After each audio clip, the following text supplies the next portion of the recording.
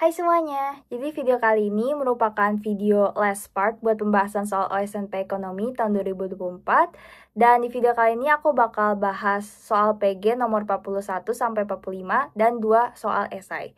Dan tanpa lama lagi kita langsung aja mulai ke videonya.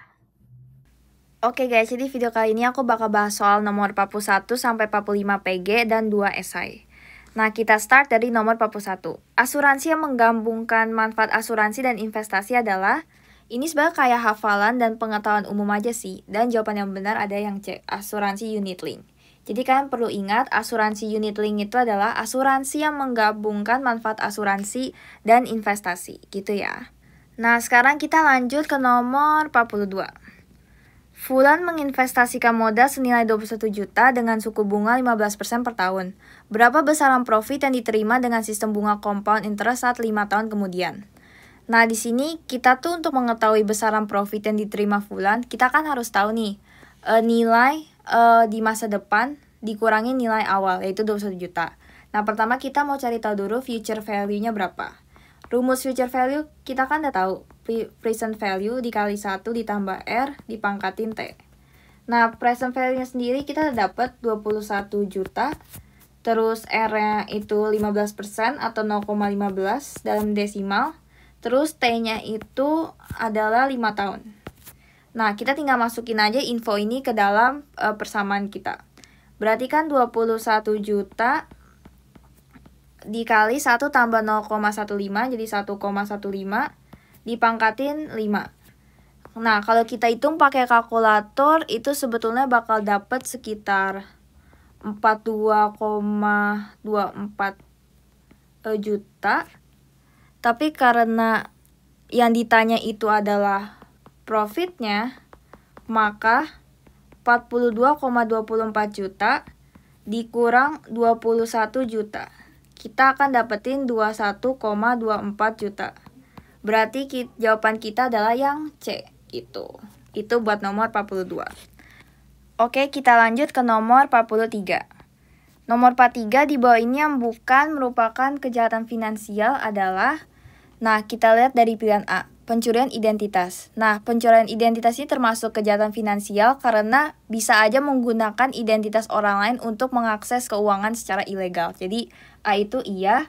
Yang B, penipuan pemasaran massal. Ini berarti kita tuh menipu banyak orang lewat promosi palsu, entah itu email, telepon. Jadi ini juga termasuk kejahatan finansial. Terus penipuan hipotek, berarti kita tuh memberikan data palsu buat memperoleh pinjaman rumah yang tidak sah. Ini juga termasuk kejahatan finansial. Kalau penipuan investasi, itu bisa aja contohnya kayak kita tuh menjanjikan keuntungan besar untuk menarik dana investor, habis tiba-tiba kita hilang gitu, nggak bisa dicari. Ini juga termasuk kejahatan finansial. Terus kalau yang E, pencurian ide bisnis, ini sih menurutku ya, ngarahnya tuh lebih ke arah pelanggaran hak kekayaan intellectual property, kayak paten atau hak cipta. Makanya bukan kejahatan finansial secara langsung. Jadi nomor 43 jawabannya yang E gitu. Oke, kita lanjut ke nomor 44. Di bawah ini yang bukan merupakan ciri-ciri skema Ponzi adalah, nah ini tuh sebenarnya aku udah pernah jelasin skema Ponzi itu kurang lebih kayak gimana pada saat aku ngebahas soal nomor 38. Jadi mungkin kalian bisa nonton video itu dulu sebelum masuk ke video ini. Kalau misalnya kalian belum mengerti skema Ponzi itu kira-kira kayak gimana. Tapi yang jelas yang bukan merupakan ciri-ciri skema Ponzi adalah yang kita lihat dari pilihan A, proses bisnis investasi yang tidak jelas. Ini iya ciri-ciri skema Ponzi. Yang B, pengembalian macet di tengah-tengah. Ini juga ciri-ciri skema Ponzi. Yang C, produk investasi berasal dari luar negeri. Yang ini bisa jadi iya. Yang D, menjanjikan keuntungan besar tanpa resiko. Ini iya banget. Yang E, mendapatkan keuntungan langsung dari barang yang dijual. Ini salah ya, karena kan skema Ponzi itu kan pada dasarnya proses bisnisnya kan nggak jelas. Jadi tuh kemungkinan besar nggak ada barang yang dijual tapi dapat keuntungan itu. Makanya yang bukan merupakan ciri-ciri skema Ponzi adalah yang E gitu. Oke, sekarang kita lanjut ke nomor 45. Nah, buat nomor 45 sendiri, aku sangat menyarankan kalian buat ngebaca artikel di bawah ini. Nanti aku juga bakal taruh linknya di description. Jadi ternyata untuk soal nomor 39 dan soal nomor 45 itu tuh bener-bener kalian bisa ngejawab ketika kalian tuh udah ngebaca artikel dari BI. Sebenarnya pakai logika bisa sih, cuman kalau kalian tahu dan udah baca artikel ini bakal lebih gampang dan bakal lebih make sense kenapa jawabannya itu. Jadi aku saranin kalian baca artikel ini, abis itu balik lagi ke nomor 39 dan nomor 45 buat ngejawab soal-soal berikut ini. Dan untuk nomor 45 sendiri, yang ditanyakan kecuali. Kalau kalian udah baca artikelnya, itu jawaban yang benar adalah yang C. Itu ya. Jadi buat nomor 39 sama 45, jangan lupa baca artikel ini dulu. Nanti aku juga bakal taruh link artikel ini di description box buat kalian baca. Oke, sekarang kita bahas soal esainya ya. Nah, soal esainya sendiri itu ada 2 nomor doang. Kita mulai dari nomor 1. Nomor 1 itu ditanya calculate the equilibrium level of GDP. Nah, yang A, equilibrium level of GDP sendiri kita bisa tahu dari komponen GDP itu kan ada 4 macam ya. GDP itu bisa kita tulis juga sebagai Y.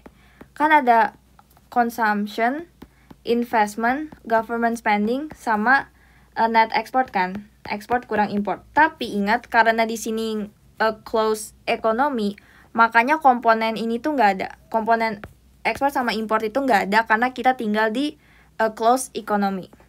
Jadi cuman Y sama dengan C plus investment plus government spending.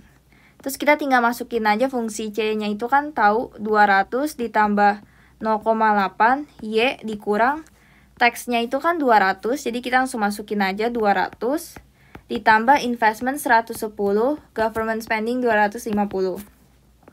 Y sama dengan 200 ditambah 110 ditambah 250. Itu tuh hasilnya 560 ditambah 0,8 Y dikurang 0,8 dikali 200, 160. Nah, terus kita pindahin 0,8-nya ke sebelah sini. Jadi 1 dikurang 0,8 Y sama dengan 560 kurang 160 kan jawabannya 400. Nah, ini kan jadi 0,2 Y sama dengan 400. Maka Y-nya itu adalah 400 dibagi 0,2. 400 dibagi 0,2 itu hasilnya 2000. Maka equilibrium level of GDP-nya adalah 2000 gitu. Terus sekarang kita lanjut ke nomor B. If the government decide to balance its budget and increase the taxes by $50 to taxnya jadi $250, what will be the change in GDP? Find Y after and Y before. Oke, sekarang taxnya itu jadi 250 bukan 200 lagi. Ya udah kita sama tinggal masukin aja nih ke rumus yang sama, bedanya cuma teksnya aja. Nah, kita masukin lagi ya. Y sama dengan tadi fungsi C-nya 200 tambah 0,8 Y kurang, sekarang kan naik kan teksnya jadi 250 ditambah 110 ditambah 250. Y sama dengan 560 ditambah 0,8 Y dikurang sekarang 0,8 dikali 250 itu hasilnya 200. Terus ini kan tadi 1 kurang 0,8 Y sama dengan 560 kurang 200 itu hasilnya 360. Ini kan jadi 0,2 Y sama dengan 360. Maka Y sama dengan 360 dibagi 0,2. Itu kita bakal dapat hasilnya 1800. Maka ketika Y after dikurang Y before, berarti kan 1800 dikurang 2000. Maka change-nya itu adalah minus 200. Ini jawabannya. Gitu ya. Itu buat esai 1A sama 1B. Oke, sekarang kita lanjut ke nomor terakhir atau esai terakhir. Driving automobile emit pollutants as a result of the gasoline combustion process. The more you drive, the more gas you will require. Assume that each gallon of gasoline utilized incur external cost of $1,5. Kita tulis external cost-nya itu $1,5. On any given day, the utilization of the 10,000 gallon of gasoline entails a private value of $4 and a social cost of $3.5. What is the private cost of 10,000 gallon in dollar? Oke, jadi kan kita tahu nih, marginal external cost-nya kan $1,5 dari sini. Terus private value-nya berarti kita tahu marginal private benefit-nya itu kan $4. Dan marginal social cost-nya itu kita tahu $3,5. Oke. Oke, jadi dari sini kita ditanya, what is the private cost of 10,000 gallon in dollar?